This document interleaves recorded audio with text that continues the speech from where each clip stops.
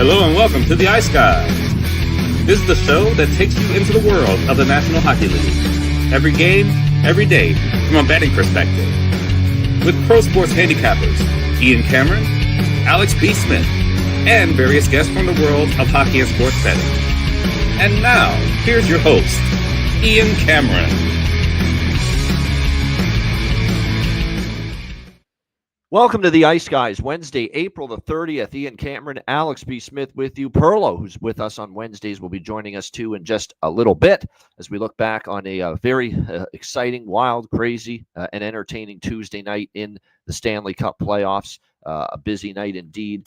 We do want to start, though, by reminding everybody about tomorrow night. It is our latest Ice Guys Stanley Cup playoffs live betcast. It is Patreon exclusive. Thursday, May the 1st, I can get rid of time to be determined. We do know the time.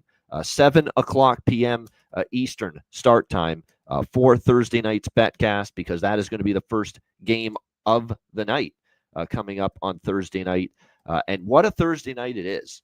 We are going to have Battle of Ontario, and man, has that gotten interesting, which we'll get to in a moment. Game 6 between the Ottawa Senators and the Toronto Maple Leafs.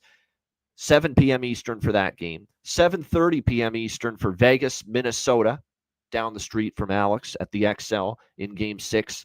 9:30 p.m. Eastern time, Dallas at Colorado, Thursday night, Game 6. And 10 p.m. Eastern, we've got LA Edmonton, Game 6. So you talk about an exciting night. Get in on Patreon. Get involved. Sign up. It's just $10 per month. Patreon.com/IceGuys. You're going to want to be with us Thursday night for this betcast, because we've got 4 Game 6s, 4 elimination games, and we could be in for some riveting hockey coming up on Thursday night. And man, are there storylines galore going into all of those games. We've got a Leaf team maybe about to collapse for the millionth time in the playoffs. We've got a Minnesota team that's 1 loss away from another dreadful first-round exit. We're a 1 loss away from Colorado with all the moves they made, including trying to shore up goaltending, Nelson and Coyle, and all these great moves, and their season could go up in smoke with 1 more loss. And then the absolute, coaching fuckery that we're seeing in LA right now, blowing up their chances, which could come to an end tomorrow night. So, I mean, that's just entertainment gold tomorrow night. You don't want to miss the betcast, 7 p.m. Eastern, Patreon exclusive. Make sure you sign up. $10 per month at patreon.com/IceGuys, and be there for the live betcast tomorrow night. We're looking forward to it for sure. Last night, we begin, of course, with the first game, Leafs and Senators, and I didn't want to be that guy. I didn't want to have to do this today and say this and think it, because we've all thought with the construction of the roster and the better team defense and the goaltending that we've seen, particularly from Anthony Stolarz all year, and a coach that's won a Stanley Cup and had playoff success before in Craig Berube, we hoped it would be different and it would be quick and easy for a change for the Leafs. Get a series over with. You're up 3-0. Finish it off. You've been better so far, but the more this series has gone on, the worse Toronto's gotten and the better Ottawa's gotten, and the more confidence Ottawa's gotten, and the lack of confidence that Toronto seems to be having game by game, period by period, shift by shift. And now all of a sudden, it was one thing to have a 3-0 lead and lose Game 4 in Ottawa in overtime. And I thought they played a pretty good game, Toronto, even though they lost. But last night was, it's one thing to lose Game 5 tomorrow night and be in this position, or last night to lose Game 5 and be in this position at home. It's another thing to lose in the fashion they did. And it's the fashion we've seen for 9 years with this core at playoff time. Nothing from the star players, nothing from the impact players, nothing from the core, and just timid, gun-shy, soft hockey is what it was last night. And you could tell early in the game, they looked a little nervous because Ottawa, Perron had that chance early in that game. Second period, when Thomas Chabot broke the ice and got the first goal, 1-0. You could tell there was stress and panic in Toronto's game. And why not? Because they always see when things start to go bad, and the crowd got silent. It was back to wine and cheese country at the old bank, Scotiabank Arena last night with that crowd. Just they tensed up as well. That being said, even though it was a rough first 2 periods, 1-0 Ottawa going into the third. You get a tying goal, and then Ridley Gregg takes a ridiculously stupid penalty. That penalty he took was ridiculous. I mean, you clear as day penalty in the neutral zone. You can't grab a guy like that. It was ridiculous. And I thought, wow, what a stupid penalty. This would be a great time to make the Leafs pay for it. And a penalty and a power play then that follows. You know what? The power play that was just lighting Ottawa up like a Christmas tree in Game 1 and Game 2 of the series. They're scared to shoot the puck on that power play on the penalty that Ridley Gregg took. When they needed a goal to tie the game, nobody wanted to shoot the puck. No one wanted to take onus and say, I'm going to win this game for us. I'm going to be the guy that gets us through to the next round. I'm going to be the guy that changes this 9-year narrative of choke jobs and collapses and not getting it done in the clutch. Nobody did. Nylander didn't do it. Marner didn't do it. Matthews didn't do it. None of them did it. And I'm wearing this shirt, and I picked this shirt to wear today for a reason. There you go. Can't find him with a telescope. You can put the entire Leaf Core 4 in that category last night. Oh, actually, I did see Austin Matthews. I saw him serve up a pizza on that power play that set up Ottawa's short-handed goal by Dylan Cousins. A beautiful pass to the other team. I did see that. Actually, I did see him once. The telescope did find him doing that. Horrific play by the captain of the Toronto Maple. Horrible. That's a hope pass in a game that you needed to end the series. That's a hope play. That's the kind of the puck's to the net. Why is the puck going back the other way and onto the tape of the other team? Absolutely abysmal. 2-0, and you knew right away it was over. I did. I felt it when Ottawa made it 2-0. The building felt it. It got even quieter, if that was possible, after Ottawa made it 2-0. And then to see the Leafs after it got to 2-0, you'd still think, okay, there's a lot of time left. We get one, we're right back in it. And you see the lack of urgency. They didn't generate anything after they fell down 2-0. They didn't do anything. There was no real offensive thrust from them. And it's like the old demons and all the old failures. It's just the mental game, and the demons have come back. And I knew it was going to take a loss last night for that to happen. And it sure did for the Toronto Maple Leafs. And I implore you, I'm not going to play it, but I implore you to look at Jay Rosehill, friend of the show, and what he said on his Daily Leaf show earlier today about last night, and everything he said was spot on. This is not a Chris Tanev problem. This is not a Jake McKay problem. We're not looking for those guys. We're not looking for Bobby McMahon. We're not looking for, Pontus Holmberg. We're not looking for those guys to be the saviors for this and to help the Leafs through this series and through this still could be a potentially long playoff run if they find a way to close it out with one of the two chances they still have. But this is not about them stepping up. This is about William Nylander, Mitch Marner, John Tavares, and Austin Matthews getting it done. Get me that big goal. Get me that big power play goal. Get me that big moment that puts us over the top, rather than when every time in the last decade, when we have the chance to be put over the top with that big clutch moment, we don't get it done because we're not clutch. It's them. It falls on them. You've changed a million coaches. You've changed not a million GMs, but one GM. You got a new GM now. I don't want to hear Berube get blamed if this falls apart. It's not on him. Nope. It's not on Tanev. It's not on your defenseman. It's not on Stolars and the goaltender, who's been great. And I don't blame him one bit for last night. The first goal, you can't even see it.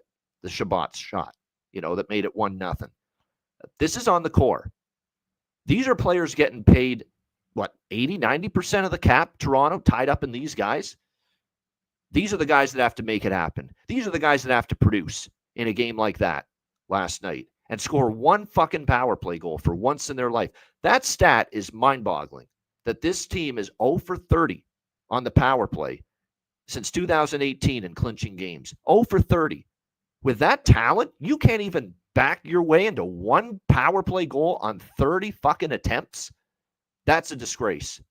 It's absolutely unacceptable. And then the 1-13 record in series clinching games, an indictment of what we have seen from this core. Now, the Leaf fan base is in panic mode. No doubt. This is about as panicked, angry, frustrated, nervous, and upset as a fan base could possibly be with their team still leading 3-2 in the series. But because of the past, that's where we're at, Alex, with the Toronto Maple Leafs. And I don't blame the fan base one bit. No, not at all. And we talk about what it takes to win in the Stanley Cup playoffs. I've always said killer instinct. Toronto just simply doesn't have it. And like you said, no matter what other changes you make, coaching staff, scheme wise, goaltenders, you can talk about goaltenders on this show. You and I, how many times have it's like a rite of passage? The Ice Guys show in spring. Every spring the Leafs fall. Every spring we've got these collapses and choke jobs and inability of the core to step up and make things happen in the clinching games. And every year we got to say this same bullshit.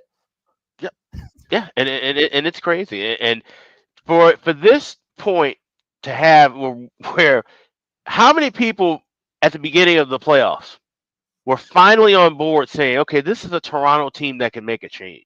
I was one of those people. For years, I just said, oh, okay, this is just, death taxes and bet against Toronto in the first round. Didn't look like that this year. Didn't look like that through the first 3 games. And it's hard to pinpoint. Didn't look like it until last night. 4-0 in your own barn, shut out, and zip. Nada. 0 from the core players last night. Nothing. They didn't do anything of note. And it's hard to pinpoint. Like you said, you want to say, okay, it's a full team effort, and you have nights where Matthews doesn't show up, Marner doesn't show up, and those bottom depth guys come through for you.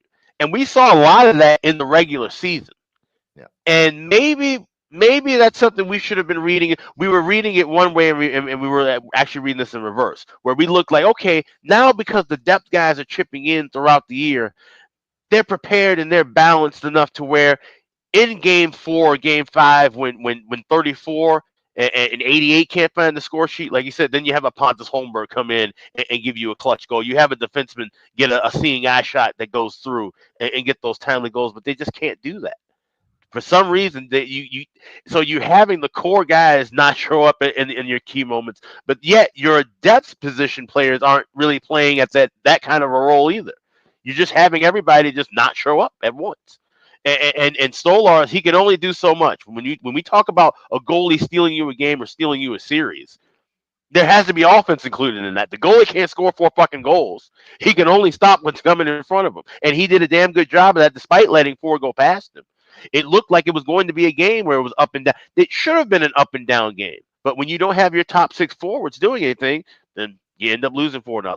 And now you end up, the doubt creeps into the fan base. The doubt creeps into the players. And like you said, and this is one thing you can't go off of, Anthony Stolarz wasn't here 10 years ago, and Chris Tanev wasn't here to do. They know what they're getting into when they put that fucking maple leaf on the front of their chest. Yeah. Okay? So you have to absorb all of the history. When you're part of a franchise as storied as Toronto, for good in the last 80, 90 years ago, or for bad in the last 25 currently, you have to absorb that, and you have to play like that, and you have to understand what it means when you have a team on the ropes. You have to finish the fucking fight, and they just simply don't have the ability to do it. And it's not like Ottawa's had such a great comeback. This isn't like what we're seeing in Edmonton, where it's half colossal failure and half quality team rising to the occasion. Ottawa's kind of still just moping around at times. It's just been such a bundle of ineptitude from the Leafs in the last 5-6 periods that now Ottawa started to take advantage of it and go, hey, we've got life in this series. They've drunkenly stumbled their way back into this fucking series, and it's because the Leafs continue to do the same bullshit, as you said. Yep. And now they've got, first of all, and all these guys have confidence now. Brady Tkachuk is humming.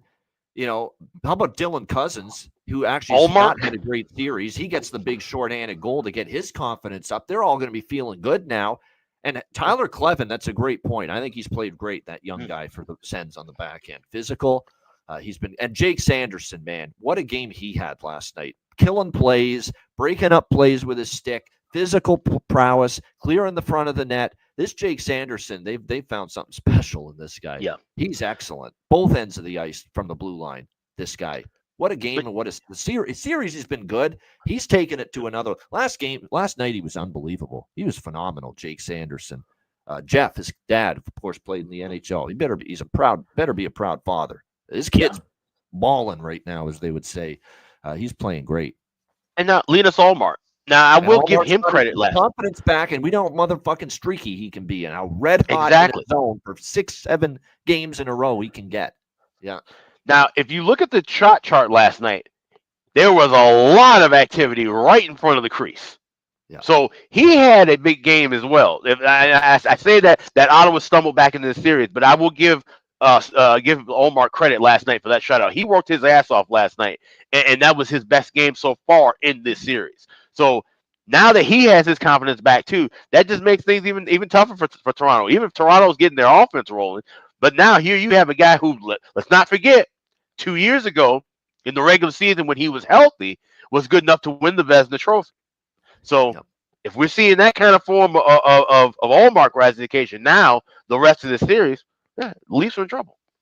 Yeah, get your popcorn ready tomorrow night on the Betcast. Game 6, Leafs and Sens as the pressure mounts for the millionth time in a Stanley Cup playoff series on the Toronto Maple Leafs. And one last thing I'll say on that is, again, this is the core. This series will be won or lost with Austin Matthews, William Nylander, and Mitch Marner, and a little bit to a lesser extent, John Tavares. I don't fault him nearly as much, but especially Nylander, Marner, and Tavares, and Matthews, rather. It falls on them. If you're going to win one of these next 2 games and advance and survive the Ottawa Senators, that's the group that's got to come up in the clutch and get it the fuck done. Period. End of story. The other games what a crazy game in Carolina. New Jersey and Carolina. Give the Devils credit. That's a fucking mash unit on the blue line they had last night. That's not an NHL caliber defense with the injuries they had. And yet they hung in there. They got a 3-0 lead. I was very tempted to take Carolina live. I didn't. I should have, because I knew the blue line was compromised for New Jersey. Carolina, I never truly felt was out of the game, even after that bad first period. And I think Jordan Stahl said something in the intermission, because in the interview after the first period, he said, it's like we thought it was going to be easy tonight. You know, this team was decimated, and we were up 3-1. We're feeling comfortable. And you're right, Carolina was bad in the first period. No question. But boy, did they come to life in the second period. They quickly erase the 3-0 deficit. They tie it up. New Jersey, Nico Hischier gives them the lead back. Carolina, though, gets it back on a 5-on-3 goal to tie it up 4-4. And then from that point on, third period, and then especially in overtime, we only get to overtime because of Jacob Marstrom. And I can't say enough about his performance last night. He was unreal. He was the one and only reason New Jersey hung on. And you could tell that was a team just hanging on and hoping their goalie could make every one of these ridiculous 10-bell saves and that they could just capitalize on one Carolina mistake in overtime to try to win that game. But that mistake did not come. New Jersey barely generated anything. Pyotr Kochetkov could probably just, pick his nose at the other end of the ice. I mean, that's how a lack of activity he had to deal with in overtime. But eventually, I actually think if it had stayed 5-on-5 in the double overtime, New Jersey might have found a way to steal that one, because Carolina just kept swarming and not getting not finishing the game with the chances they had. And then what did them in was Dawson Mercer's double minor. That was it. You could tell 4-minute power play. This blue line is already fatigued. They've been, wearing out guys like Brian Dumoulin and Jonas Siegenthaler, who's not even 100%, Dougie Hamilton. These guys are running on fumes right now with the minutes they're playing because they're so depleted.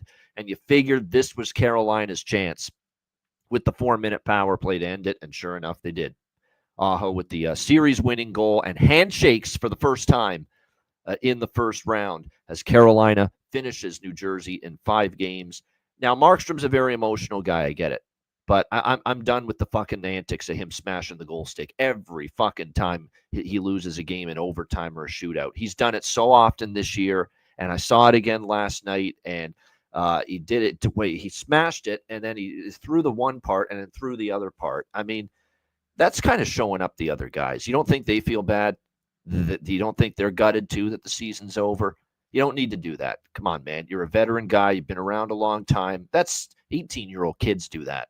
I don't expect that out of a 30-year-old man who's been in the league forever as a goaltender to keep doing that every time there's a tough loss. He smashes the goal stick. You go watch the regular season games with Markstrom when they lost a tough one. He's doing that. Same shit with the smashing of the goal stick. It's just not necessary, man. They're already feeling bad, and then they're seeing you lose your mind like that. It's not necessary, guys. Just let's handle things a little bit better than that. Don't need to do it every fucking time you lose a close game. Makes it seem like too that, hey, I'm the only one that came to play tonight, and there is not that it's not mentally the other guys didn't come to play. It feels that way because of the shots you had to face. You had to face 50 shots, but like I said, he could have hurt because I know he was going to throw the stick eventually, and he realized there was one of his teammates just crumbled there on the ice, just in depression that the season's over, and he still almost threw it. Could have hit him. Could have hit his own teammate with that stick. So yeah, I mean, just he's got to cool it with that. I've seen enough of it. Be better, Jacob Marstrom. We love the way you played last night. You left it all out there. Your goaltending performance in the game was spectacular, but your actions after that game ended, not so spectacular. But crazy game, Alex, and Carolina moves on. Yeah, but that's just part of the, at least as far as I handicap him as a goalie, he's an emotional goaltender. And it shows into his play. If you look back over the years, this is the guy who, remember, gave up the first shot of the first game for quite some time. He has these kind of emotional blips, and when you have goalies who are emotional, and there's plenty of them in the league every decade, you can pick out the few. Think about Mike Smith going back a few years. There's guys where you have to kind of that's the way they play. They play with an edge, be it good or bad.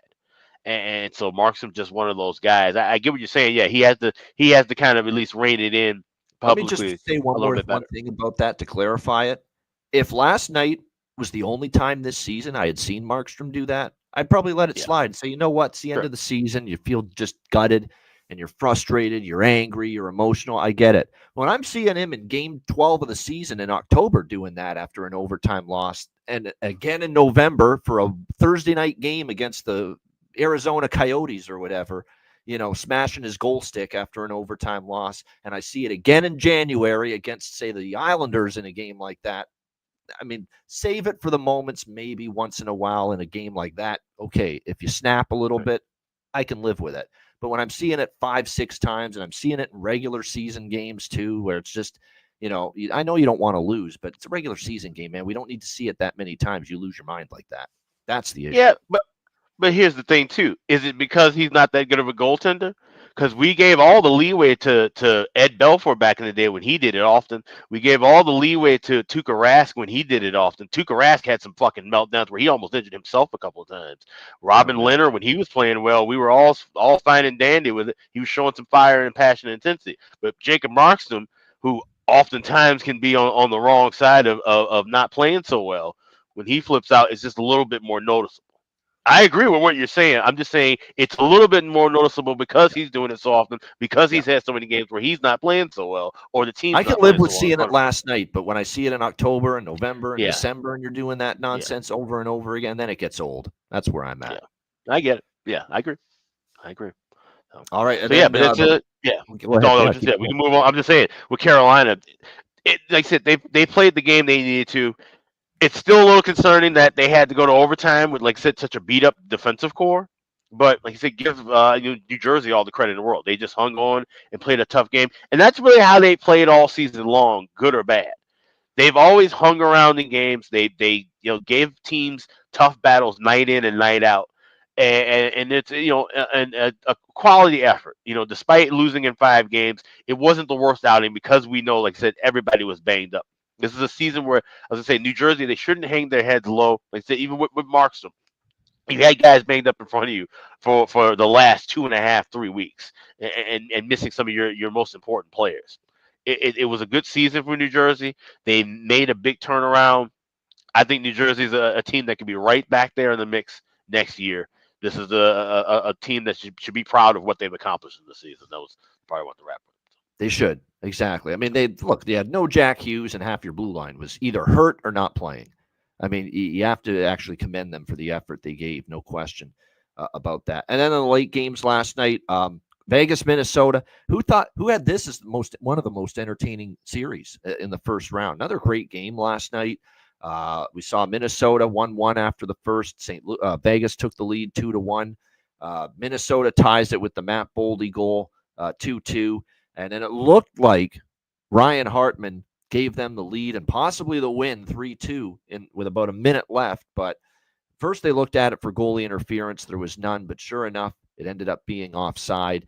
Vegas challenged. It's a great challenge by Vegas because I certainly didn't think live it was offside, and it definitely was when you looked at the replay. So that goal comes off the board. It goes to overtime. Not to mention the crazy development where all of a sudden, what's troubling you, Gus? Are you feeling sick, Gus? Yes, he was. Philip Gustafson leaving the game due to an illness, a mystery illness after the second period. And Marc-Andre Fleury, who it had appeared had played his final hockey of his career during the regular season, but he has to be come into action with Gustafson ailing, and I thought he played well. Fleury, he had to make some nice saves in the third period. If you look at the overtime goal, no chance for him at all. It was a terrific feed and finished by Brett Howden for the overtime winner. And Vegas survives another good effort by Minnesota, but this time Vegas did play better than they certainly did in Game 2 the last time they were in that building.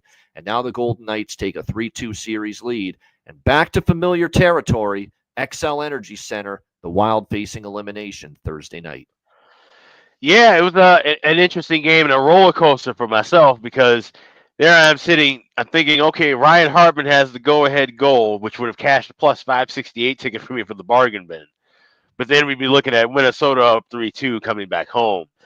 And then you see the review come, and then you see the offsides, clearly offsides, and now it just felt like all the momentum that was there for Vegas once they got into overtime. And sure enough, taking care of business there, taking care of business at home.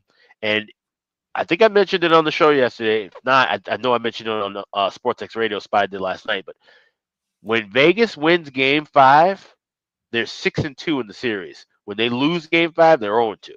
So it's a lot like the Hawks dynasty back in the day. When you win Game 5, chances are they're going to wrap it up in 6. So definitely looking forward to that game coming up. Like I said, for Minnesota, that's just a tough way to lose it. You know, when you have your goalie could go out. It was funny. Somebody made a note on Twitter that I didn't remember that either. That with Gustafson, he had to leave in the middle of a game during the Four Nations too, where it was with Sweden on the line, kind of the same similar spot where a team big time spot, and then all of a sudden he wasn't feeling well enough to play in the game. Not sure what that was about, but Fleury came in well for him being ice cold essentially. Made some big saves, but it just wasn't enough. And he said Minnesota, and we talk about how teams what they do historically when just going back with Toronto, but Minnesota in these spots usually kind of fold under that pressure. We'll see if it's something different in Game 6, but chances are this might be Vegas's for the taking. And then we wrap up the night with I warned you, people. I warned you this could happen when you're playing Doughty and Edmondson and all your veterans like Kopitar and all these guys, 30 minutes a night, and how you've cut your bench down to 4 defensemen essentially in this series. And I know Jordan Spence played last night, and I know Perlo likes his game.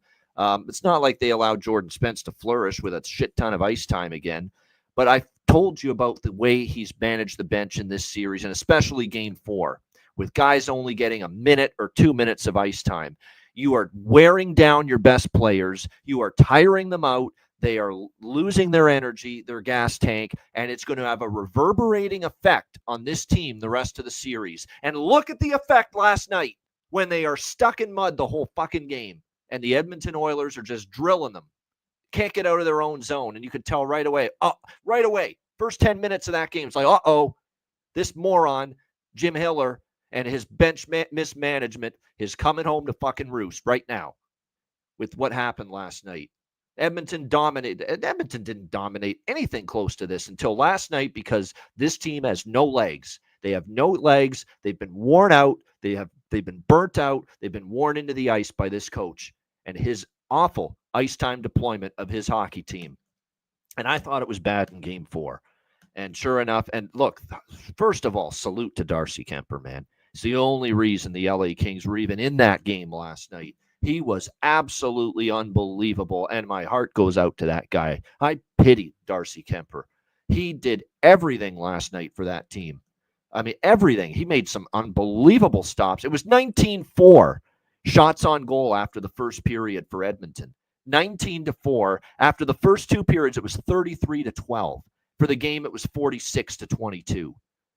How do you go from LA controlling the flow of the series in the first few games and even controlling a large part of LA Edmonton until they played the Jim Hiller sit back, do nothing when you've been controlling the games in the end of Game 3 and Game 4, which cost them. and then to all of a sudden getting just dominated and swarmed and can't get out of your own end and stuck in your own defensive zone. How does it go from that to what we saw last night in Game 5? Simple. Your players are gassed. Your players have nothing left in the tank, and your coach is directly responsible for it, period. That's all there is to it. And again, last night, more nonsense. Look, when you look at that ice time for the LA Kings, 8 minutes for Jordan Spence, 5 minutes for Alex Turcotte, Jeff Malott, 5 minutes, 18 seconds. Poor Samuel Hellenius. Actually, he should be actually thankful. Wow. 1 minute, 45 seconds in Game 4. What a big-time boost in ice time last night. I made it all the way up to 4 minutes and 5 seconds. Wow. Big time. Yeah. I really feel I'm making an impact. I really feel I'm helping my hockey team. 4 minutes now from the increase from 1 minute. Great job. And then, this is where I wonder if he's actually lost a few brain cells, Jim Hiller. Seriously. Do you know what I saw last night in the third period? We're trailing in the hockey game.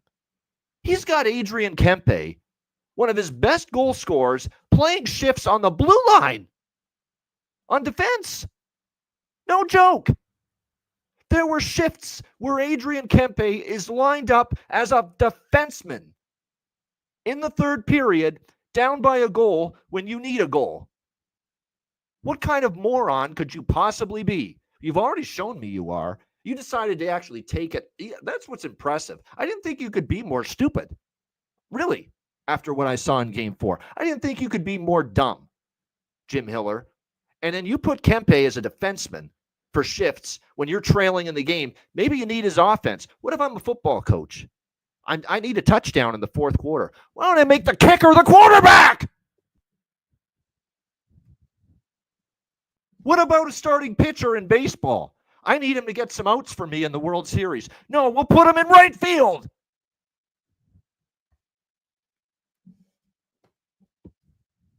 I can't believe this guy. I've never seen such a ridiculous nonsense and ineptitude. LA's shot. They're done. They had to win that game last night. They got nothing left in the tank. Edmonton solved them. Edmonton has figured them out. Edmonton's got all the momentum right now. And my one concern about LA blowing Game 3, blowing Game 4 with those two leads, playing conservative like that, is what's going to happen to you guys if Edmonton decides we're finally going to play our best game and we play with a strong start and we have a good first period and we play our best 60 minutes of the series. How are you going to handle that? We got our answer last night. Not very fucking well. And now the LA Kings are in a world of hurt, and this is the biggest series bet I made in this first round. And if I have a right to be living, damn it, I deserve to. Yep. What a fucking disaster. Top to bottom. And this management's culpable, too. You had a chance to bring in a big-time coach last year, but nope, on the cheap, we'll just give this guy a chance, Jim Hiller. You had a chance to get someone good in here after you fired Todd McClellan, and you didn't do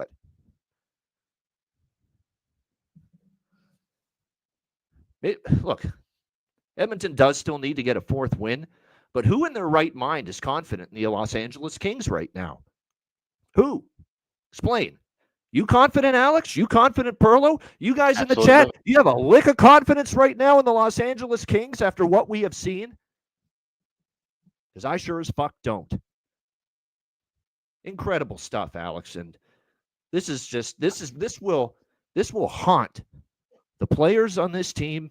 This will haunt this organization for years. You got Edmonton with this all-time great home regular season record, home ice advantage, no Matthias Ekholm on the Oilers, blue line concerns galore, questions about their depth, Calvin Pickard and Stuart Skinner. That's not Grant Fuhr in the net for the Edmonton Oilers. That's Stuart Skinner to begin the series, and now Calvin Pickard, a journeyman goaltender for years in this damn league. And you're going to find some way to once again lose to these guys from the looks of it. You're not going to live with yourself if this goes down this way. Alex, what do you think about what we saw last night? Another sham from the LA Kings. It's the biggest collapse that could happen in the postseason right now. Even with what we just talked about with Toronto, If Toronto goes and loses 4-3 after having the 3-0, it's still not as big as what's happened right now with LA.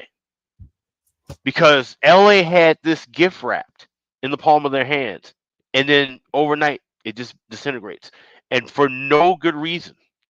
Unless we hear when they're eliminated Thursday night that half this team was playing through injuries that would have sidelined them for weeks, if not months, during the regular season, there's absolutely no reason for how Hiller has managed his bench and managed this time. It's absolutely insane. Like you're saying, if you're at the point of resorting to putting Adrian Kempe in the blue line, then there's something deeper that's going on that clearly we don't know about, or he's simply incompetent. This is to the point of where it should be a fireable offense. If these guys aren't completely banged up, and this is just Hiller thinking what he's doing what's right for the team, he should be given his pink slip the moment they do their handshakes. Because it's just insane. You had this thing fucking settled. And all you had to do was just keep playing the way you were playing in games 1 and 2. For what reason you wanted to deviate and lay back and make all these weird changes with your lines and your shifts and basically just running 3 lines and 4 or 5 defensemen, it just absolutely makes no sense. And like you said, Edmonton just continues to slowly get better and better.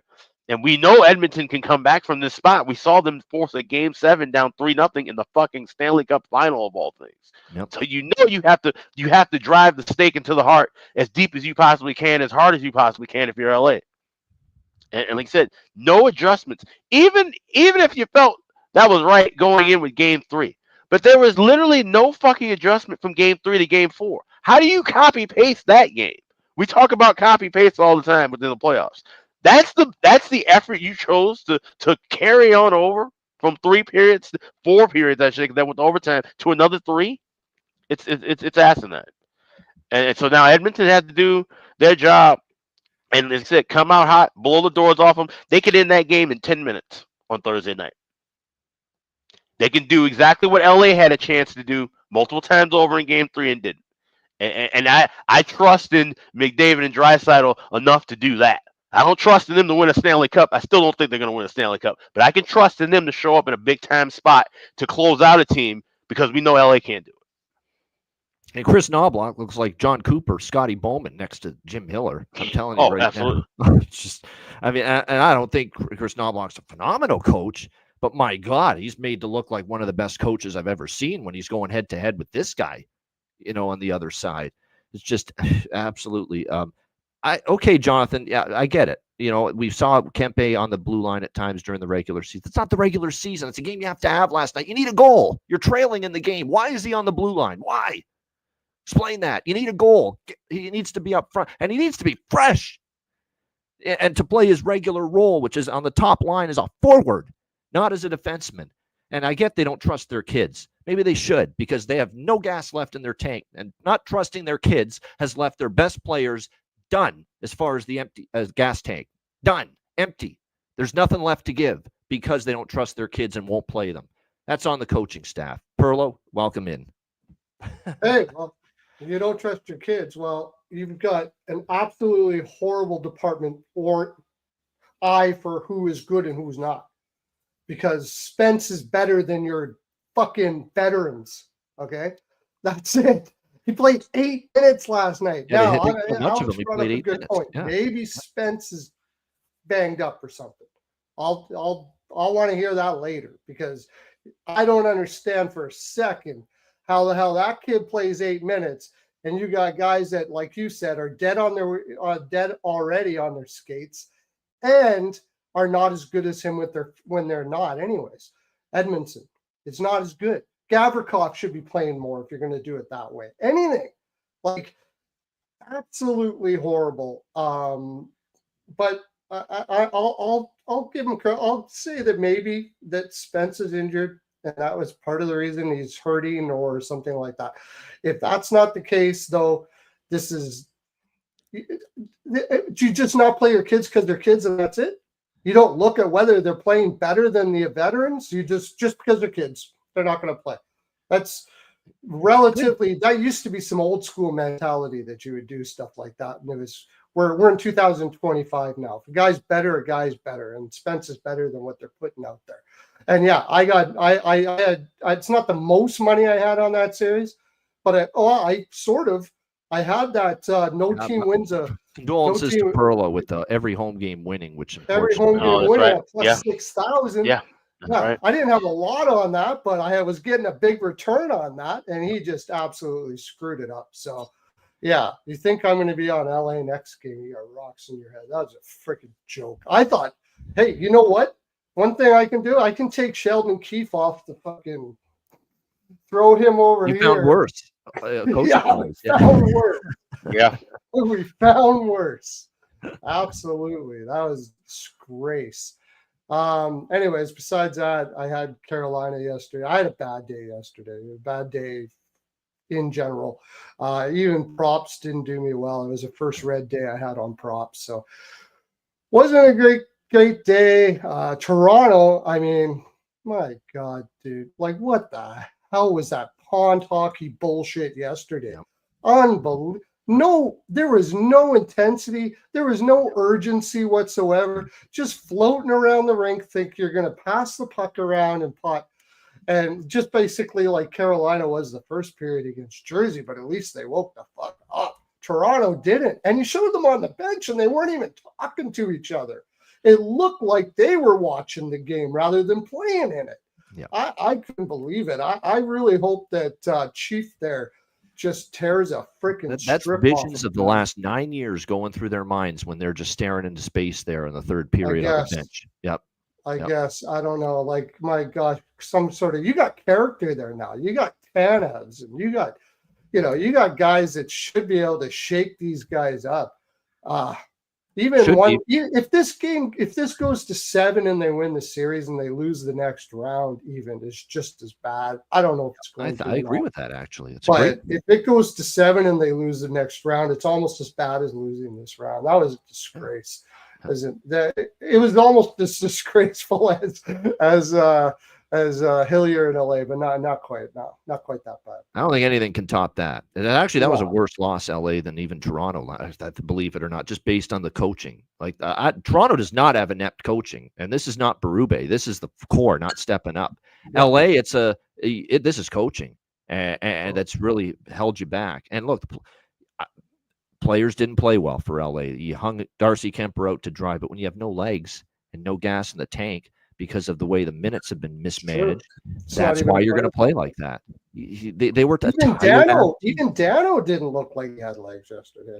No, he didn't. He looked like they all suffered. And these are all guys, like, it's ridiculous. I'm seeing Drew Doughty, and Drew Doughty is a horse. He's never going to complain about how much he plays, and he's a warrior type player. This is not on him. But are you kidding? 58 minutes in the last 2 games combined. That's insane. And he's coming off a serious injury this year too, and he's well into his 30s. And these guys are fucking drained. And it could have been so much different if they had a coach that could manage the bench better and properly, but they don't have that. All right, let's move on. It's Wednesday, and we got 3 more games tonight. Montreal, Washington. We've got Washington minus 190, home favorites, 6 the total in this game. The Capitals looking to end this series 3-1 in favor of the Capitals here in this one. I like Montreal goal in the first. It's that angle, which is now 20-9, by the way, thanks to Jonathan. He updated that record in the playoffs about just scoring a goal in the first period for a team off a loss in the previous game is 20-9. So it's been very, very strong. So and Montreal, here in Washington. Now, the one fear I guess I would have about this tonight is, even though Montreal's off a loss and facing elimination, when you look at the 2 games that were played earlier in the series here at Capital One Arena in Washington, Montreal didn't score in the first period in either of those games. So, that's why I'm keeping this bet just a little bit smaller than normal on the Montreal goal in the first period, but it is them facing elimination. It sure as hell would be a nice time for you to step up and have as good a start as you've had in this building here in this series facing elimination. So I am going to be on that as far as this game is concerned. Montreal goal in the first. I'm going to take the over by Fecta here as well. I think the more we see this series go along, and the fact that, again, we've got certainly goaltending worries for, we've had, obviously, earlier in this series, we saw Logan Thompson get banged up, although he came back, and we saw Samuel Montembeault get injured, and he has still not come back. Jakob Dobish will get a second straight start here for Montreal. I think it's an onus for Montreal. They're going to have to keep scoring. I think for Washington, they know they have a chance to end this series tonight, come out strong, come out firing early. So I do like over by Fecta here with Habs and Caps, game number 5. And I also like Montreal goal in the first period. I'm tempted by Washington full game for their team total over as well, but I think I might wait, see how this game starts, and bet it in game. Alex, what do you think here? Game 5, do or die for the Habs in Washington.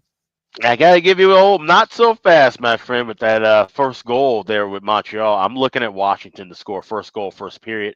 Jakob Dobish, 14 of 16 games where he's given up the first goal of the game. Now, he did not give that up in the first period last game. Came through in the second. But I will be looking at Washington to get on the board. I think this is going to be one of those classic kind of Capitals. Slow it down, get their tempo, and play their game and close it out at home. This is a group where we talk about veterans that know how to close out things. Guys like number 8, Tom Wilson and company. Those guys, they'll have that place rocking and rolling early.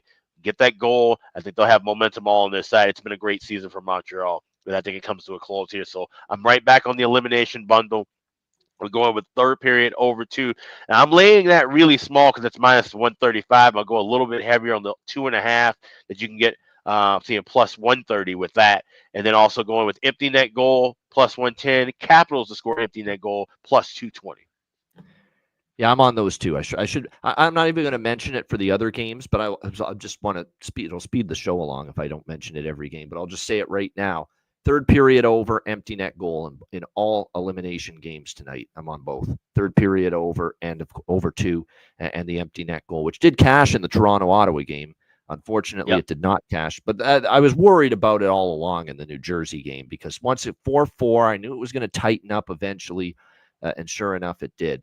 But the Toronto-Ottawa was great for the empty net goal prop, and of course, it went over in the third period in that game. Just a note too. The way that Ian played it with just empty net goal, either team, and third period over, that's the way you want to play it. If you obviously think the game's not going to go in the favor of the team that's trying to clinch. So if you like Montreal, that would be the way to play it. If you like Washington, you can add a little bit more on with going the over 2.5 and adding Capitals to get the empty net goal specifically. That's right. Just wanted to make that clarification. Yeah, you can bet the Capitals specifically to score an empty net goal, get an even bigger and better price on that. If you, and you can even go Habs individually as well too. Like if you think that the Habs can win this by margin, that there'll be a chance for them to score late, you can sprinkle on that as well. So it gives you flexibility out of the way. Yeah, I was going to say, I see Jonathan liking Protas. We don't even know if he's playing yet, Jonathan. It's game time decision from what I'm seeing for Alexei Protas. It was a game time decision in game 4. They decided we're going to, not push him yet. We're going to wait another game. I could see him returning tonight. We'll see. But again, game time decision for Alexei Protas. And obviously, if he's ready to play, they'll put him in. They won't hesitate. You're talking about a 30-goal man, 66 points this year for Washington. He's had a outstanding season. Oh, he left the ice with the regulars. Okay. Still says game time decision. So maybe they're just worried about a setback or something in pregame. But yeah, if that's the case, I could see him playing. It's trending that way anyway, but you're never sure until the game starts. What do you think here, Perlo, Montreal, Washington? Yeah, I think Alex said it right. Montreal's had a good season. I actually had Washington minus 1.5 in this series, so I'm already got skin in the game. But Montreal, they were a hell of a team in the regular season because they could catch teams off guard. You're only playing them one time too, so the weaknesses they have, and they have them, they have quite a bit, can be hidden in those spots where a team doesn't play you all the time. But now you're in a series where the same team plays you all the time, and you got one hell of a coach over there in Carberry. I think they're going to get picked apart here. I do like the team total over. Minus 1.5 is a little juicy for team total overs, but I'm hoping they can keep it sort of close and we get some empty netters at the end, or Washington could just get it throughout the game here too. So I do like the team total over. I'm with Alex, Washington first goal, and I also am taking him on the puck line first period. And I'm also taking Montreal team total under here. I just think that this is the spot where no matter what they do and how hard they try, they're just not going to be able to get inside on that big defense. I think most of the guys, especially further down the lineup, are starting to wear down a little bit now. You might even find that with Suzuki. Suzuki isn't hitting his shot props anymore. Slavkovsky didn't even hit a shot prop last game. And there's a reason for that, because this is a small team up against a big team, and they're starting to wear down. And now you're coming off that emotional game in Montreal, or 2 games in Montreal, and you're coming into Washington. That's a pretty big letdown too, with a bunch of young guys. Now, if the thing I have here is St. Louis is awesome at preparing his team. I still think he should get the Adams, and I'm a little worried in that regard. But team on team in this spot, I think Washington takes it pretty convincingly here. So I'm going to take him in regulation. However, I wouldn't recommend that now. It was minus 160 when I did it. It's a lot of money's coming on Washington now. So right now, I'd probably wait in game and try to find a spot or something like that. I wouldn't want to take it at minus 120 or whatever the case may be. It is right now. So I like Washington in regulation as well. Got quite a few bets on there. Look at Sandin over 1.5 block shots. People don't really pay attention. This guy's a shot blocker, but he's gone over this about 5 or 6 in a row, and you're getting minus 130 for him right now. And also, I got a lot. I like the way McMichael's playing right now. He's really playing well, and I think he matches up well against Montreal. He's one of their faster players, so they rely on him a lot because Montreal is a fast team. So I could see him putting up some points in this game. Strome has gone over shots 5 in a row. He's minus 170. And Wilson has gone over shots pretty consistently as well. Unfortunately, they're both minus 170.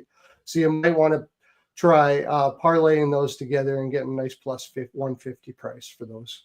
That's what I got on this game. Yeah, makes sense. Dylan Strome, you're right. Goal assist, you can do that because his point prop's pretty pricey, but I mean 7 straight with a point. So you could do the goal and the assist, and if you cash one of them, you're going to be profitable. Hopefully, maybe that's a goal and an assist. You'll cash both. So that's why you bet both goal and assist if the point prop is too much of a price to lay. I can't believe I'm saying this, but Anthony Beauvillier for Washington's on a 4-game point streak, and his point prop's actually plus 152, plus 160. Yeah. But you know what? He's getting minutes, and he's making the most of it for sure. Connor McMichael's a good candidate. You could look at as well 2-game point streaks for Chychrun, for Hudson, and for Slavkovsky and Caulfield, and not just 2-game point streaks for those two, but 2-game goal streaks. Caulfield and Uri Slavkovsky scored in back-to-back games. And as Jonathan mentions, he scored on his only shot on goal in Game 4. So Uri Slavkovsky, I think, worth a shot. He seems to be getting better as the series goes on, so definitely interested to see how that goes. But Beauvillier, again, 4 straight with a point. I think that's pretty widely available, the Beauvillier point prop. Let me just double-check one more time. He's up the lineup. You know, he's been while you're checking also Carrier for Montreal block shots. Probably get a lot of rubber. He's pretty good. Yeah, I mean +1. Yeah, I'm seeing plus 150. Bet365, DraftKings, BetMGM. Yeah, it's available pretty much everywhere. That point prop plus 150 for Beauvillier. So, like I said, 4 straight games with a point. I think it's worth a bet. I think he's being pulled along by playing with great players like Strome and Ovechkin, but he is thriving on that unit. So if it ain't broke, don't fix it. All right, Florida, Tampa Bay. This is the Battle of Florida. Lightning minus 115, home favorites, 5.5 the total in this game. Florida leading this series by a score of 3-1. As I mentioned earlier, 3rd period over, an empty net goaler in pocket in this game. But I'm going to say the old not so fast, my friend. This is risky because Florida could easily end this. They're a veteran team. They could go on the road and win. But I think the loss of Ekblad and the 2-game suspension, rightfully deserved, for the hit on Hagel. Now it levels the playing field a little bit because we know Hagel obviously has already been ruled out for this game for Tampa Bay. That's a big loss on the blue line for the Florida Panthers. And they just got him back from a suspension. Now here he is serving another suspension. We're going to see the Latvian defenseman Uvis Balinskas get the opportunity with Nate Schmidt on that blue line. Tampa's been so good all year at home. And I know in this series, they lost both home games and the road teams won every game. I think Tampa Bay's got a little more guts to not let it happen at home. And again, the loss of Ekblad is significant going into this game, in my opinion. So and I've got Tampa in the series, and obviously I don't feel good about it because I don't think they're winning 3 in a row against the Florida Panthers. But they got to get one first, on home ice here. Tampa Bay. Well, I like Tampa to score in the first period. Of course, that's the game.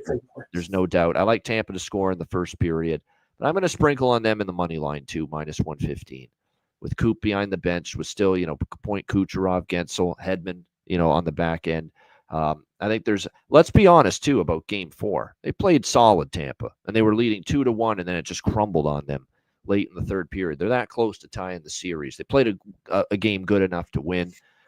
So, at home here, backs against the wall. I know the road teams won every game in this series, 4-0 so far. I think the road trend ends at least for one night. I'm going to take a shot with the Lightning here to stay alive. We've had a lot of game 6s. Why not another one here? Alex, what do you think here? Battle of Florida, Panthers, Lightning. So this is one where I wanted to bet the empty net goal prop, and I am seeing that not available at BetMGM. So kind of interesting because this is one where I was not betting that the series would necessarily wrap up. I wasn't going to be betting Panthers to score the empty net goal necessarily, but I wasn't betting an empty net goal. I think this could be a back and forth game. This is one I'm going to be looking for live spots, really, especially with it being a pick and price. I want to see, like I said, if Tampa can come out and score early, get momentum under their belt, then that could be the tide at which it turns. But I'm not ready to commit to that yet. The way that this Florida team's been playing right now, it wouldn't shock me one bit if they just on the road, like I said, the road trend continues and they come out hot. And we saw how quiet Tampa Bay, that Amalie Arena got in game 2, for example, where it just no life, no energy. Like I said, we talked about how dull that entire game was. Lightning can't afford to have that. Fans need to make some fucking noise in this game at the beginning of this game and give their team some energy, give their team a little bit of lift and push right now because they desperately need it. If Florida gets on the board 2-0, it could be crickets and it could be a sleepy end to this series. So I'll be jumping in mostly live with this one. All right, there you go. Good stuff indeed. Yeah, I sprinkled on the full game, not the first period over, just the full game over at 5.5. Just a small bet there for that. Like I said, I've already got third period over an empty empty net goal when I see it.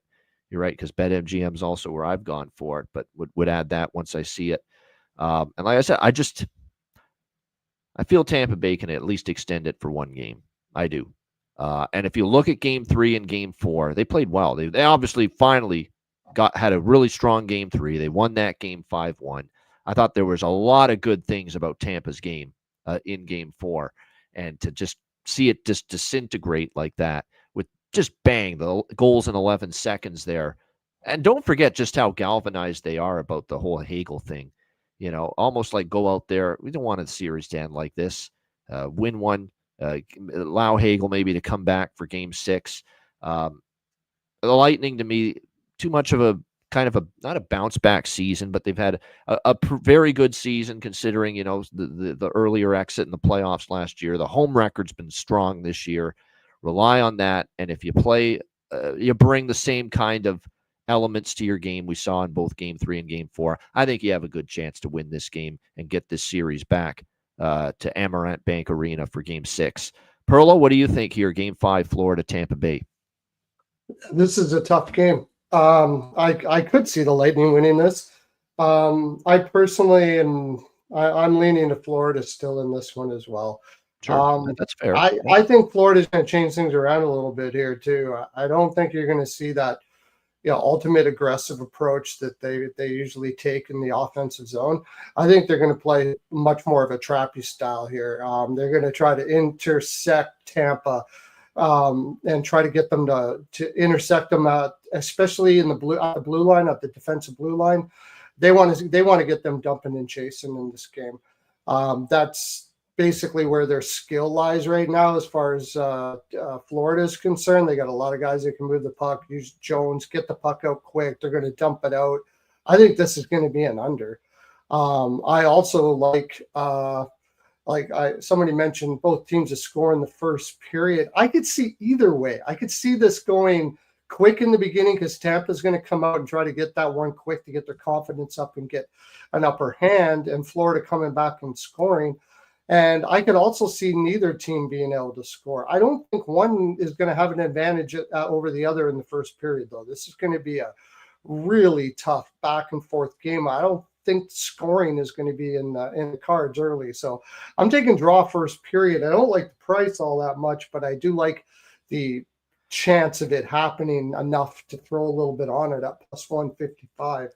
I'm also going to take a little bit on Lightning team total under. With Hagel out of the lineup, they're really relying on their top guys, and their top guys aren't doing it. And until you show me you can do it, I don't think you're going to do it. Cooch isn't really doing it.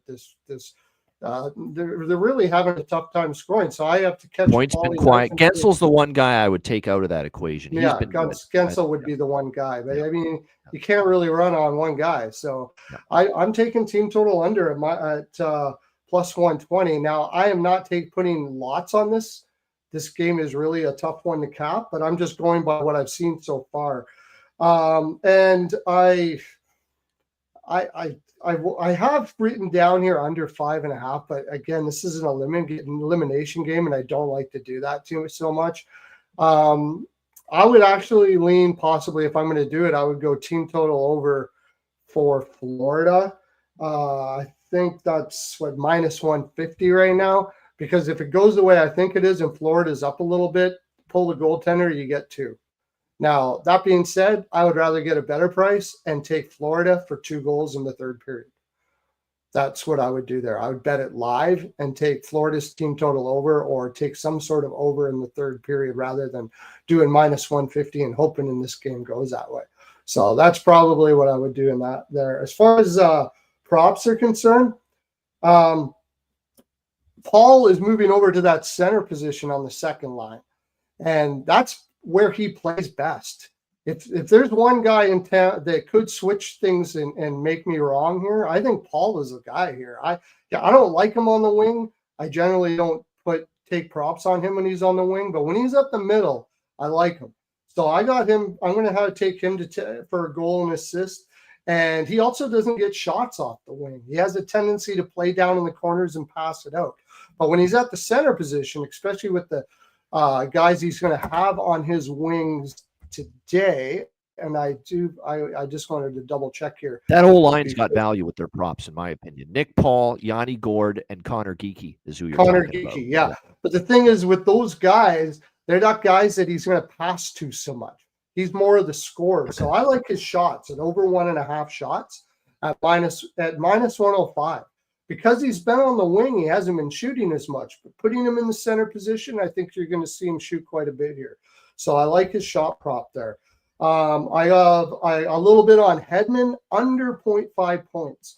He's playing more a defensive role here. He's not really that's really what he's doing more in this series than anything. He hasn't been putting up points, and at minus 120, I think it's not too bad. And I hate to say it, but Kucherov under 2.5 shots at plus 110. The guy's not shooting at all. Now, maybe that changes this game, but I'm doing it based on what I've seen so far. I don't know if there's something wrong with him. I don't think Kuch is really. Maybe Kuch is not really in the best spot right now. Maybe he's got something hurting or something. I don't know, but he's not shooting. So I'm taking under 2.5 shots for him. And on the Panthers side of things, Lundell has looked really good as of late. I really like the way Lundell is playing. Yeah, that line's coming to life. Lusterinen, Kuhlman, Lusterinen, Lundell, and Marchand, of course, got that goal. 1-0 goal to get them going in game 4. Yeah. It's scary for Tampa if that third line starts to hum. Yeah, and that's kind of why I'm on Florida today. I think the depth is going to hurt Tampa. So I got Lundell over 1.5 shots and for a goal. And Forsling, now that Ekblad is gone, goes back to his old spot. And even with Ekblad in there, he was going way over his shots. I might alt this. It's over 1.5 shots is minus 182. In fact, I will alt it. Is 182, and at 2.5, it's plus 145. So I'm taking Forsling over shots as well. Makes sense. Going to get even more ice time with Aaron Ekblad. Oh, I'm going back to the well with Bennett too to get a point. I'm not jumping. Right. Forgot about Bennett. I know he finally didn't have a point in game 4, but it's still great value, and I still like that. And like I said, for Evan Rodriguez, I think too, he had some chances in game 4. He's up on the second line, might be worth a look. And like I said, the best value, you can bet Kucherov point and Gensel, don't get me wrong, but I think there's value with that second line. Nick Paul, Connor Geekie, Yanni Gord for props tonight. for Tampa Bay. All right, St. Louis, Winnipeg. We've got the Winnipeg Jets minus 180 home favorites, 5.5 the total here in this game. I did consider, last night where, Toronto in a spot now. We're all at home. We're all the pressures on them, and all the demons of the past come back to haunt them.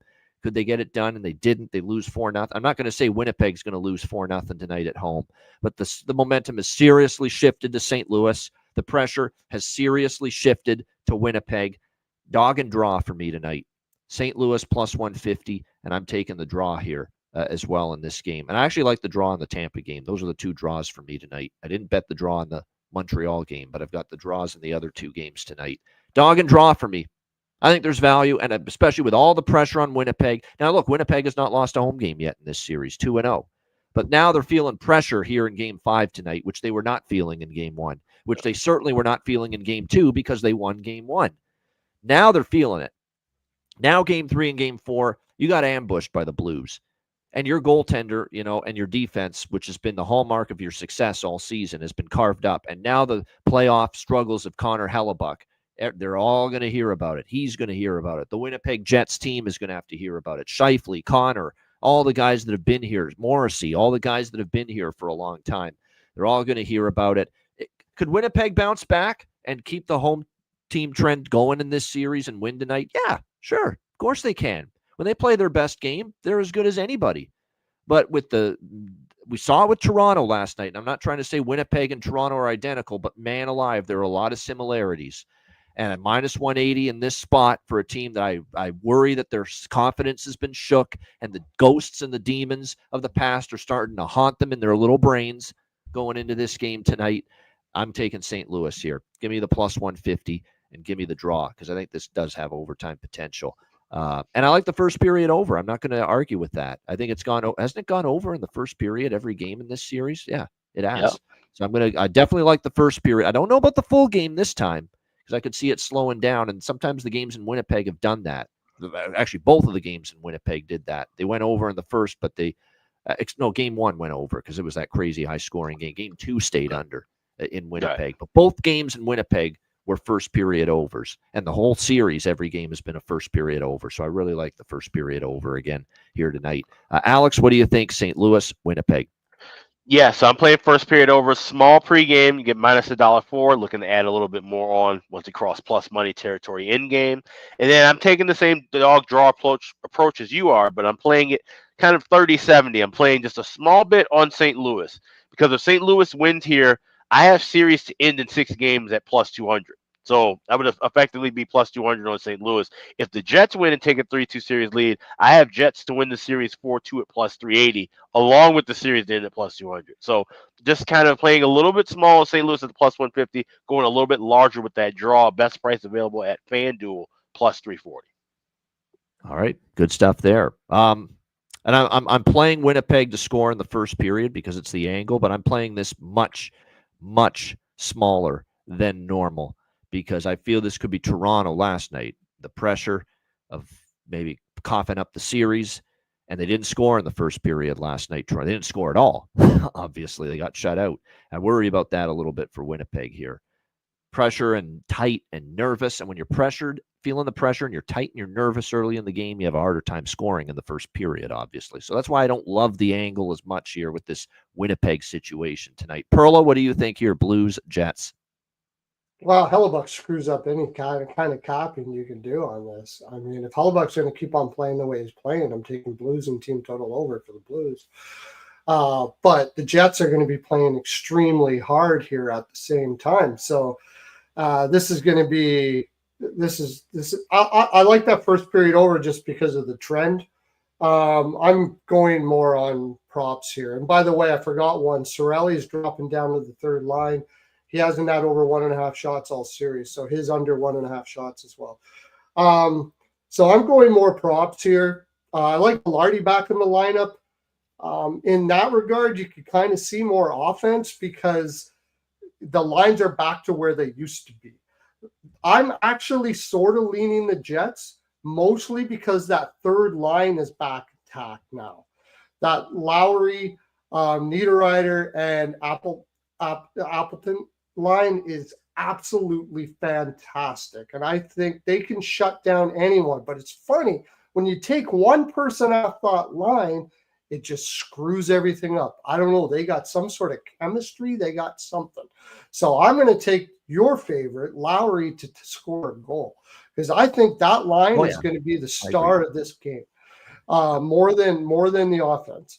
Although I do think Connor's going to shoot a lot, so I'll take a lot on Connor. I am kind of leaning the Jets here because of what I said.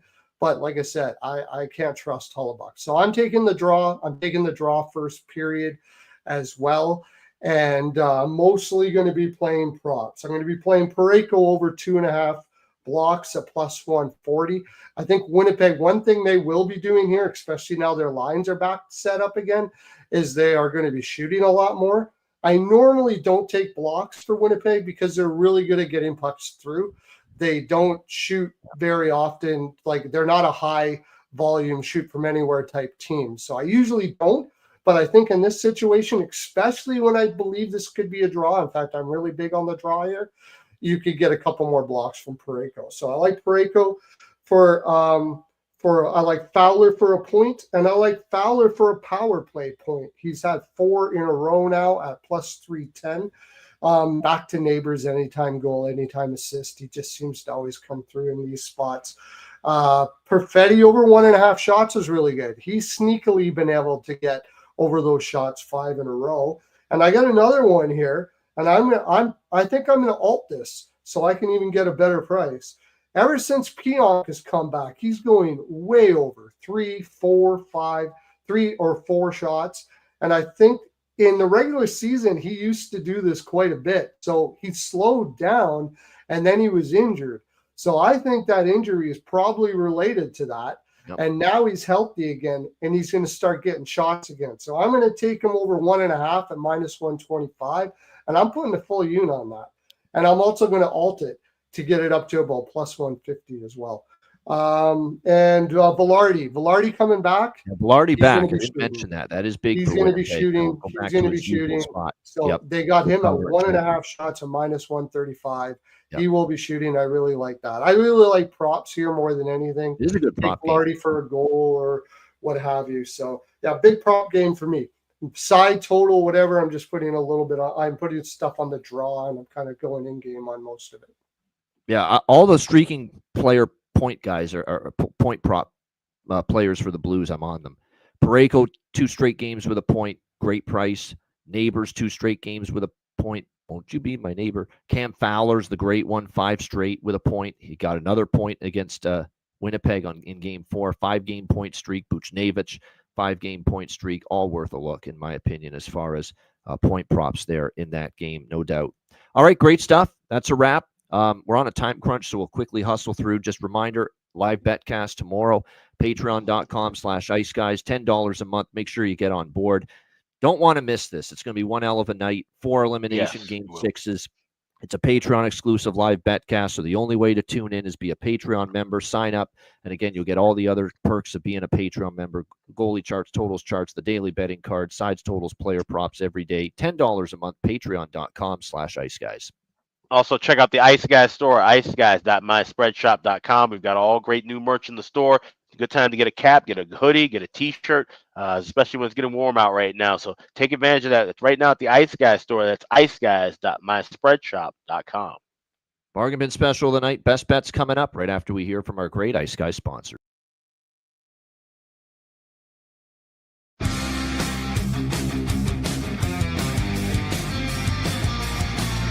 Support for the Ice Guys podcast is provided by Boston Hemp Incorporated, Tailgaters Social, and a big thank you to all that subscribe to the Ice Guys Patreon page.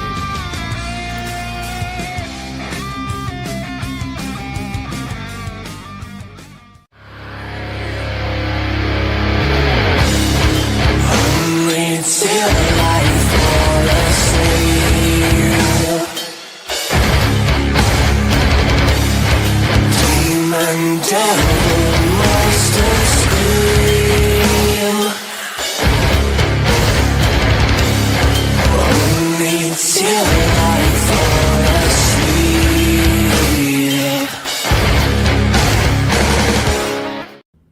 Everyone loves a perfect pair. Bacon and eggs. Thunder and lightning. Mario and Luigi. A hot dog with fries. Ian and Alex B. That's right. Everyone loves a perfect pair. So why not pair up your game nights with Boston Hemp? From exotic flower to concentrates and edible products. You'd be hard-pressed to find a better pairing than Boston Hemp and hockey.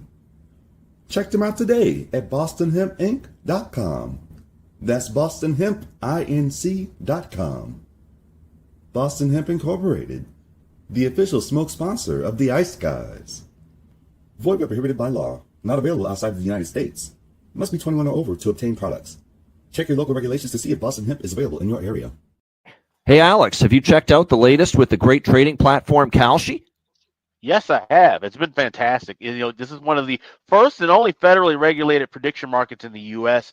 And if you're looking for odds for all kinds of different things, not just what we're talking about, the markets in the Stanley Cup, the NBA Finals, you can trade with crypto. You can look for trades within the markets involving entertainment, politics. There's all kinds of different markets you can look for. And you can use the odds over at Kalshi.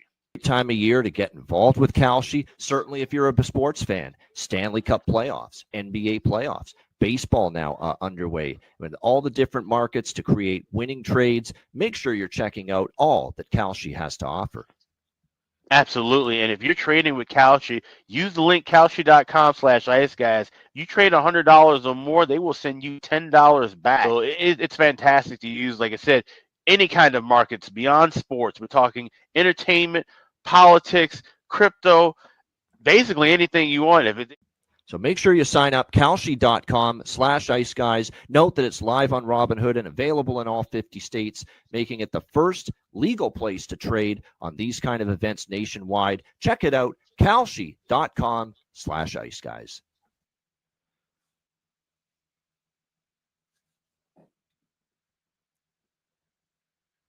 Shout out to all our great sponsors. Boston Hemp Inc., 20% off with promo code IceGuys at bostonhempinc.com. Check out the great trading platform, sports, and a whole lot more. Kalshi.com/ice guys. All right. Bargain bin special of the night. Alex, what do you got? Battle of Florida, Game 5. And, you make big acquisitions late in the season for a reason. You want those guys to come through and deliver in big-time moments. I expect Brad Marchand to get a goal tonight for the Florida Panthers as they're looking to try and close out Tampa Bay. You can get him at DraftKings, plus 350, anytime goal scorer. So that's Brad Marchand for the Florida Panthers as my Wednesday bargain bin special. Brad Marchand, who set up Anton Lundell for the first goal, but Brad Marchand to do one better tonight, says Alex B. Smith, that he'll score a goal plus 365. Is about the best price I see on that. So Brad Marchand, Florida, for Alex B. Smith with his bargain bin special to score a goal plus 365. Perlo, what do you like for bargain bin special? Well, I like that. And I also that's exactly that was one of the ones I was going to do. So I got that one too. I'll use it. Yeah, I like that too. Yeah. But I'm going to go back to I was saying I just really love the way McMichael's playing right now. Yep. And I think they've been he's just playing with a ton of confidence right now. So I'm going to take him over 1.5 points at plus 450 there for the Washington Capitals. Good stuff indeed. My bargain bin special of the night. I'm not turning down this price. I am just simply not turning down this price in a must-win game. Need the win to stay alive here. Nick Paul, Tampa Bay, plus 500 at Bet365. It's a heck of a price.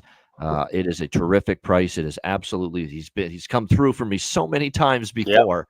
And even Alex has used him before with success. Yeah. Nick Paul, Tampa Bay, plus 500 for my bargain bin special of the night. All right, best bets. Alex, what do you like here for your Wednesday best bet? Head on out to DC, and I said, I think they're going to put the screws to Montreal here, wrap up this series. It starts with 1, and it starts with 1 in the first. So give me the Capitals to score the first goal in the first period. Even money available both FanDuel and BetMGM. That's my best bet. All right, Capitals first goal, first period with his best bet. Perlo, best bet. I got 2 again. Can't decide between 2 of them, and it's a good segue because I should have thought about him actually scoring a goal. And I talked about him going up in that center position. You can get him at Paul at over 1.5 shots at -125. So that's one of my best bets today. And the other one we talk about, Bennett. Last time I took a shot at Rodriguez for an assist. Didn't get the assist. Bennett didn't get his point, but he did certainly try to get that assist. And how he got that assist, I was watching the game, he was passing to Bennett. And guess what? Bennett goes over his shot total. +120 for him to get 3 shots today in this spot. We know that Bennett is such a playoff performer. He's going to be out there shooting like a mother. I'm taking Bennett over 2.5 shots at +120. All right. Best bet for me on this Wednesday. I'll be honest, I didn't love anything on this card. Don't love anything. I like some things, and we don't love anything, but we can't pass on having a best bet. And by default, I'm going to make my best bet the Tampa Bay Lightning. I just don't see them going out this quickly again in 5 games. Back home, I think they rally around the absence of Hagel, and they certainly could take advantage of Ekblad being out, which is significant. Tampa Bay -105 to stay alive in the Battle of Florida for my best bet here for this Wednesday NHL card. Shout out to everyone in the chat. Hit the like button. We appreciate it very much. And again, looking forward to a big Wednesday night, a great Thursday card on tap. We'll be back tomorrow with Matt at 2 p.m. Eastern. And again, the Betcast tomorrow night. We implore you, please become a Patreon member. This Betcast, yes. These 4 games have the potential to be something else. Be there with us on Patreon, $10 per month, patreon.com/Ice Guys. A reminder, the Ice Guys is live 7 days a week, Monday to Friday, 2 p.m. Eastern, Saturday and Sunday, noon Eastern. If you can't watch the show live, download the Ice Guys podcast in audio form on all major podcast platforms. For Alex B. Smith and Perlo, I'm Ian Cameron. Have a great Wednesday night. Enjoy the games and good luck. And we'll be back with you tomorrow on Thursday, 2 p.m. Eastern for another edition of the Ice Guys.